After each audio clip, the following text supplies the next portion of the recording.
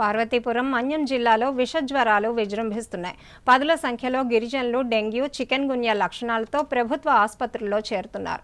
గ్రామాల్లో పారిశుధ్యం క్షీణించడం వల్లనే విషజ్వరాలు వ్యాప్తి చెందుతున్నాయని గిరిజనులు ఆరోపిస్తున్నారు. గ్రామంలో దోమల వ్యాప్తి చెందకుండా పారిశుధ్య కార్యక్రమాలు చేపట్టి ప్రత్యేక మెడికల్ క్యాంపులు నిర్వహించాలని కోరుతున్నారు.